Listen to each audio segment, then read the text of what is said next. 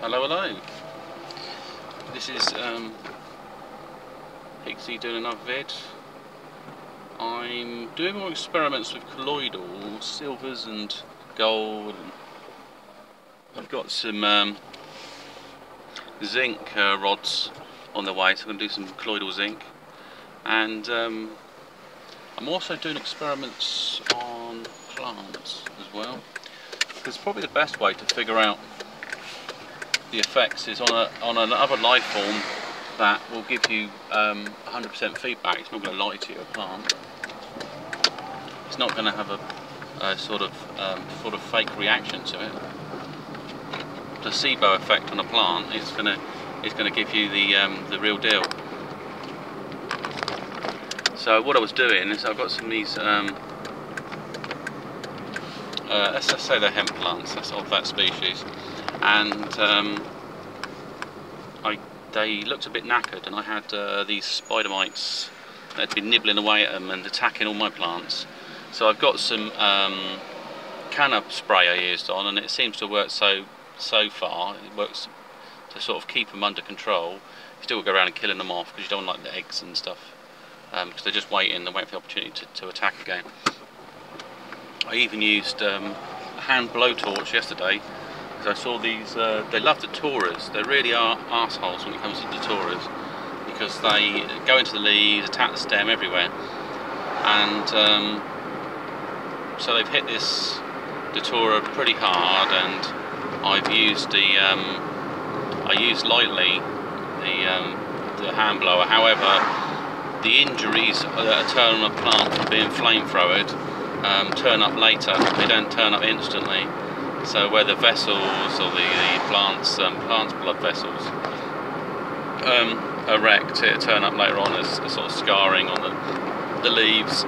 It worked so far, but I've been also using, to help heal it, I was using some fresh colloidal silver, and the purpose of that is to clear up infections and provide extra immuno support for the actual plant, and also it can help the root system out as well, remove some of the bacteria issues it might have in the soil and sort of stuff like that.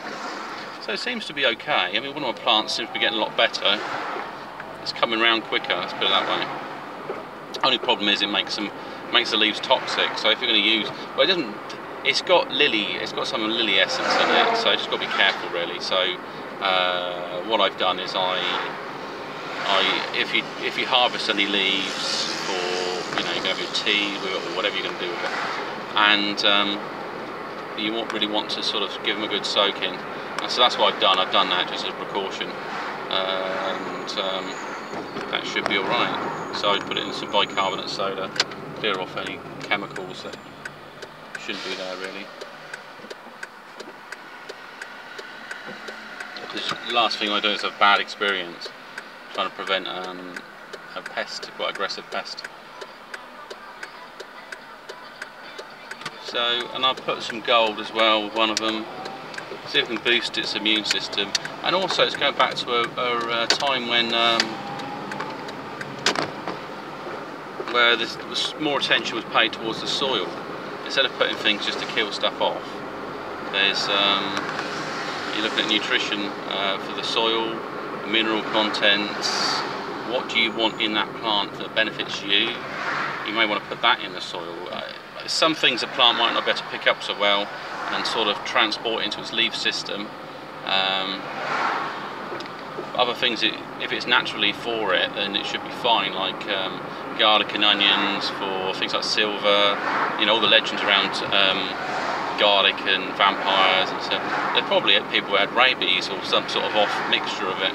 I mean, there could be people that have actually had it for such a long time that they believe they are monsters now, and all sorts of things.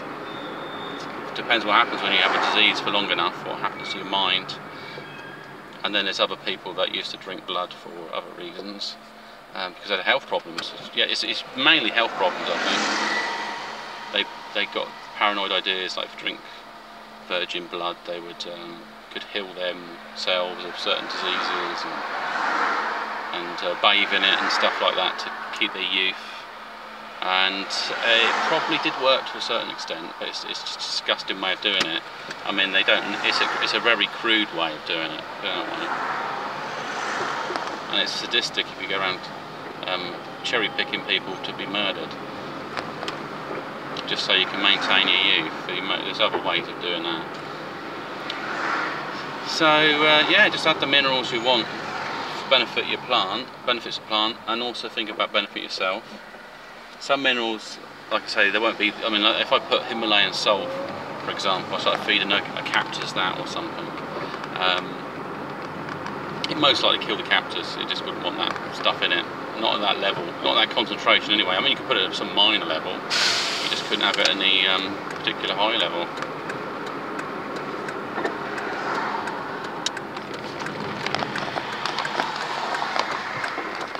Because it couldn't handle it. That's why.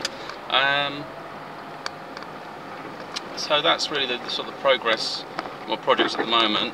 And I was doing a bit of like Reiki, sort of healing on the plants. They do respond to auras and stuff like that. So if you're capable of just holding a ball of energy, and you might think, oh, I don't believe in all that. But what you need to do is, can you sense an aura, basically, or can you sense your own energy? And it's you just feel the heat in your palm. So that's a sort of at very basic. That's what's going on. You can feel a bit of run up the curb. There we go. Just want to join the other cars. There we go. So I don't have to rush anywhere. So yeah. So if you put your hands, you get your aura. So you might. Some people do a Japanese method. They rub it, and you get something on my hand, moisturiser. But you can feel the heat, and then it kind of, what it does is it depolarises the energy, and then you repolarize it. But you don't have to do that method. I mean, I'm more into a Chinese method of doing things. So this energy at the moment is just basically it's almost like alternating current, because of the way I've sort of disrupted the atomic. But now it's starting to realign itself internally. So yeah, you can feel this energy. So what I do with the plant is I'd put my hand so I could cut your energy, and then if you basically play with that, you can increase the range of it. So it starts very basic. You just close your eye. You can feel that kind of closeness. You know, when people are close behind you, you have that sense of that them being in your field. So you just work on that, and with your mind, as you focus on expanding that energy, and then you put that energy round your plant. So your plant's in the middle, and you're feeling it with the aura. And then what happens? You just see the reactions of the plant. It will react. The leaves will start to react with the hands, and then your focus of energy is just to sort of heal that stem of it, and sort of try to see yourself stimulating its DNA, its energy in the actual plant, and you're developing a kind of bond with it. I found with putting plants in my flat is that they started entering my dreams. I was thinking about them anyway, but they was also having a kind of a psychic effect, that you would see plants you'd never seen before in your mind. So there might be things that are related to it. There might be somewhere else in the universe. You know, how life gets here is a bit more complicated than we would like to admit, and what else is out there. So it could be interdimensional, it could be all sorts of things. But you see plants and you think, well, I've never seen that before. Flowers and all sorts of things. But you tune into that level. And it's the same I've had with crystals as well. When I started getting other crystals in my flat, I started to kind of see these, like I was inside a crystal and I was looking at different prisms and sort of fractals and all sorts of things like that. So it was more interesting. I suddenly realised there's a whole another level to spirituality. It's not just like meditating, seeing things, astral travel. There's also like different dimensions within things. There's a multi-dimensional thing as well. Like you wake up and you feel like you've been somewhere else, or you're having memories turn up in your head of seeing people. They're very vivid, but you'd never seen these people before. So it doesn't quite make sense where that knowledge has come from. But you explore it. It's like you've been stimulated. So yeah, it's quite interesting effects on these things. So yeah. I also had an experience, basically, last night I had a dream, but in the dream, when I woke up I could see there was a pool and it had it had some carp in it, and I couldn't see koi carp. I couldn't see the fish properly. It was like they were in the background. And then I could see in another part of my mind, I could see exactly what the fish looks like. So it's kind of like that I could see the background in the foreground, and then I could look in a different part of my mind. I realised that there was just two sections of my brain to do with my imagination. One was looking at all the detail of it. One was looking at it as a kind of the field of it, where it exists. So one was like as the structure to it. So it's very different. That I have two parts in your brain that you can imagine things. So one is giving it a lot more detail, and the other one's seeing it for what it is. It's seeing it for the collective. Because I couldn't pick out any particular detail. I could just see them swimming in the water and tails and stuff like that. And then my mind kind of sensed it, and it sort of creates this this koi carp. I could see it up close. I could do it now. It's in your mind.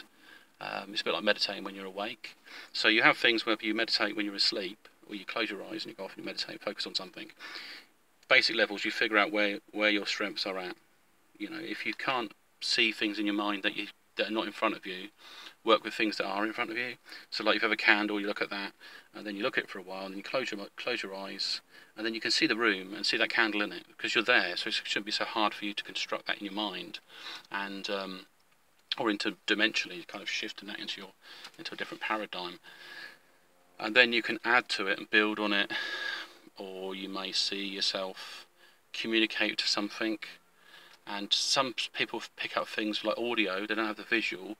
I mean, I'm quite good visual, or they could sense it or taste it and things like that. It's quite varied, really, what you can actually do.